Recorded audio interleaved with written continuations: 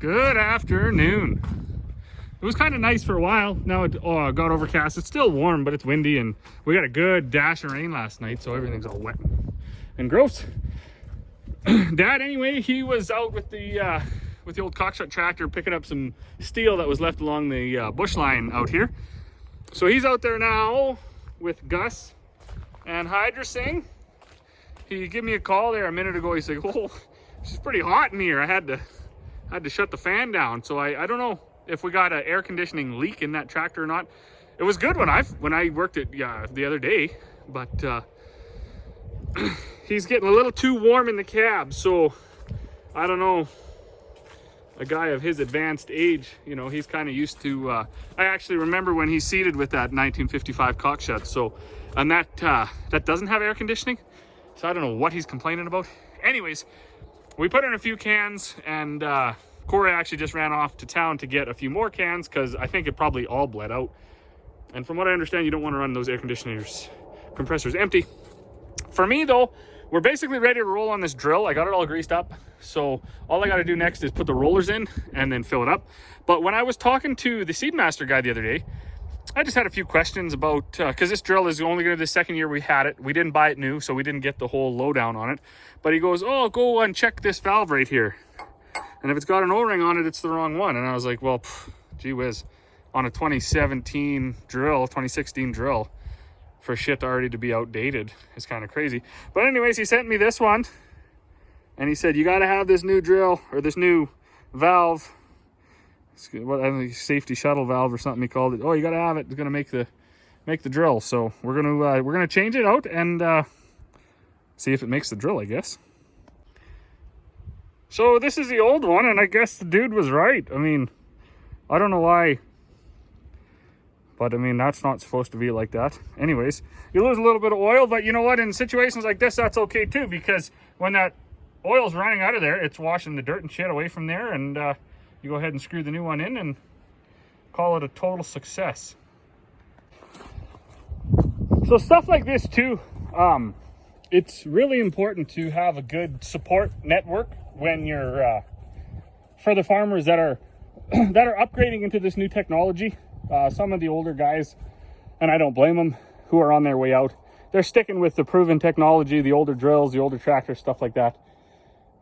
For us young farmers coming up, we don't really have much choice but to adapt. So the farmer is no longer the the guy in overalls with the pitchfork. Unfortunately, there's hardly even a point in farmers really owning coveralls anymore, because a lot of this stuff, I mean, you just look at something like this.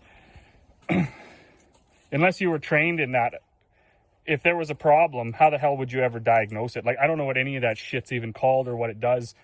There was a little bit of an outline on what the gauges mean, and that's pretty much it. So if you don't have a good support system, basically a good dealer network, that's actually, you'll talk to a lot of farmers that maybe they were pro John Deere, or they were pro Case or a certain color, and now you're actually finding guys are just switching over to whatever brand has the best service. I watch a few different guys on YouTube, much larger farms than we have, and they have tons of equipment, and they say color is totally irrelevant anymore. What they're going for now, because they got huge acres and a limited amount of time, is they're going for whoever can provide the best and the quickest service. Lots of this stuff can be troubleshooted over the phone, like shit like, there's lights in here and stuff like that. And I know one year when I phoned him, he said, "Well, just run back and see if that light's on and check this and check that." So it can be troubleshooted over the phone. Some of this stuff they can actually even log into kind of wirelessly, believe it or not. We don't have anything like that, but the newer stuff they can. So like I said, the farmer is no longer just a guy with greasy overalls and a pitchfork and a set of big wrenches and a grease gun, right? There's tremendous technology. I would be scared to even open this box. I don't even know what the hell is in there, but there's about 1,000 wires running in there. So that's out of my league. I know that. I am going to just clean this up a little bit so I can tell if it's leaking. I didn't know how tight to tighten that. The old one was tighter than tired and all get up, but that one, I don't know. As long as it doesn't leak, I'm gonna call it good. So the last thing I got to do on my cart is you have to install these metering rollers. Now how these work.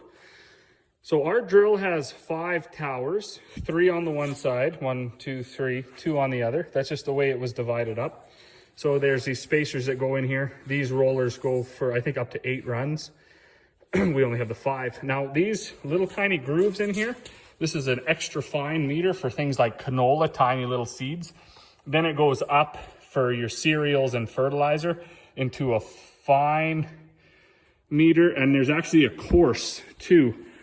Because I'm stupid and I didn't pay attention to even what was in there last year, I'm going to put these 2 fine ones in. One for the fertilizer, one for the seed. This one I'm going to stick in for the middle tank. We're not going to use the middle tank while we're seeding the wheat, but I think it has to be in there because as far as I understand, these tanks need to be pressurized. So if there's a big gaping hole where this should be, it's going to be very hard to keep it pressurized. But I'm going to stick these in, and then once I calibrate it, I will know if they're the right ones. I'm pretty sure this is the way it was. So I'm going to stick those in now and go from there. So under the drill, this is where those rollers, they go in these holes. You have to drop this down. On our other drill didn't have this fancy hydraulic get up, so we had to like manually crank it, which wasn't that big of a deal. This one has a thing where it just lowers it down for you, so that's pretty cool. And it's out of your way, and then you're gonna flip these tabs. These are finger biters. I wish they would do something different there, but you generally lose a bit of skin off the old knuckle, but that's okay too because it grows back. So I'm gonna grab those rollers, stick them in, blow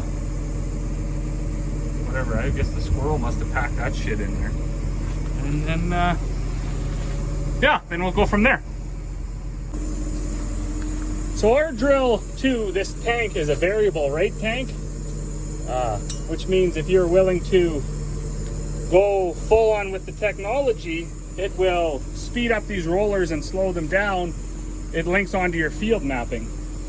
What makes the cart variable rate is these hydraulic motors. So a mechanical cart will just drive these rollers that I just put in there.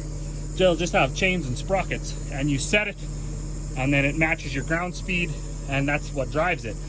These run off hydraulic motors, so like I say, we don't have that technology. It's just with the shift in it, we may get there at some point. It might be worthwhile to do that, to go ahead with your field mapping, your soil sampling, all that stuff.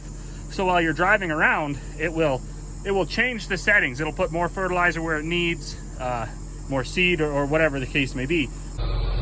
So I'm just gonna get ready to fill here. Another thing a guy's gonna want to do when you take these things out of storage, so we store ours inside, you want to run this auger backwards, forwards, dump that hopper out, because I don't think it matters even where you live, North America, maybe even the world, but you're almost guaranteed that some critter has crawled up there in the winter and made himself a nice little nest. So if you just go ahead and think, whatever, I'm going to fill this up with seed, first thing that's going to go down into there is a big squirrel's nest or a mouse nest, and then you're going to go ahead and you're going to get seeding, and it's going to be plugged up, and it's going to be a bad day. So I got my wheat in there, got switched over to the fertilizer tank. Wanted to point out one thing. Our old drill in the top had screens for filling. So if there was anything that shouldn't be in the tank, it would get screened out up top. This drill doesn't have them. So I made this flip up grate. Now, when you get your seed done, that should be fine. There should be nothing in the seed. When you're buying fertilizer, you're at the basically at the whim of the fertilizer people and how clean they are in their plants. So if they're using bobcats and loaders around the yard, and then they drive those loaders in to do your fertilizer, because that's often how they do it, you can get rocks, you can get whatever. Last year, we had a load of fertilizer and I'm not kidding, I wish I would have taken a picture. There was big chunks of wood, like, you know, this big. There was yellow peas. There was blue canola seed. It was a complete disaster. We had quite a fight about that. So after that, we built this screen. It's a little slower filling, and I don't use it all the time. We're getting fertilizer from a different company this year, who I think probably has a little more attention to detail, hopefully. So I'm gonna get this going here, and we're gonna see if there's a bunch of chunks.